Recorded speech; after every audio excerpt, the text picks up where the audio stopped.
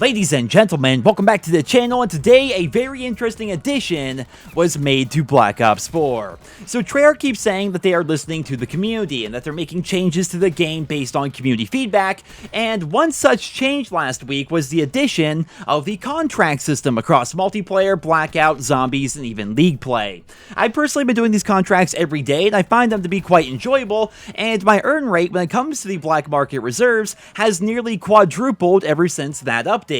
Here we are 6 days into the new system, and I was able to save up well over 100 reserves, which I originally planned on saving up so I could further test the drop rates within the black market, but then a new update came out. Today's update added duplicate protected crates to the game. How this works is you can trade 6 of your regular reserve drops for 1 duplicate protected reserve crate, which guarantees you 3 items that are not in your inventory. These items can be anything from mastercrafts to camos and weapons and character outfits and pretty much everything else. So for the sake of this video, I decided I should test out this new feature and trade in all of my regular reserves for these new crates. On your screen right now is going to be everything I got from today's opening, and the big question I'm sure on everybody's mind right now is, are these crates actually worth it? Are they a good addition to the game?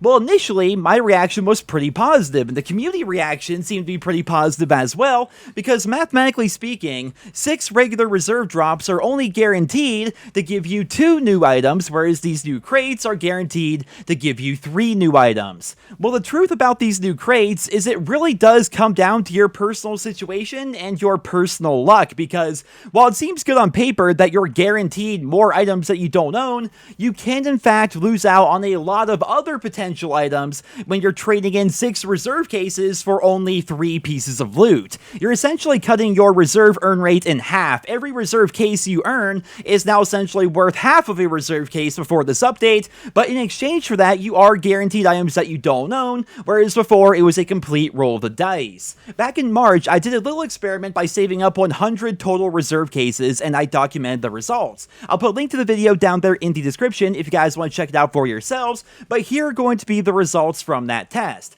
In total, I got 28 duplicates out of my 100 reserves. I didn't get any weapons or mastercrafts. It was mostly filler items like outfits and war paints and things like that, but the big number to focus on here is the 28% duplicate rate that I had during that opening. Because I only got 28 duplicates, this means that of my 100 total reserve cases, 72% of them gave me an item that I did not already own. You then look at these new duplicate crates that were added today, and the fact that you have to give up 6 reserves in exchange for 3 items, this means that you're essentially only getting new items at a rate of 50%, which is not very good. That's why I say this system really comes down to your own personal situation and your own personal luck. If you're somebody who has not that much playtime in Black Ops 4, then chances are, despite popular belief, your chances of getting a duplicate are probably less than 50%, therefore regular reserves are a better choice for you. But if you're somebody who has like an absurd amount of playtime in the game, or maybe you spent a bunch of money on COD points and you've bought a ton of these reserves in the past and you have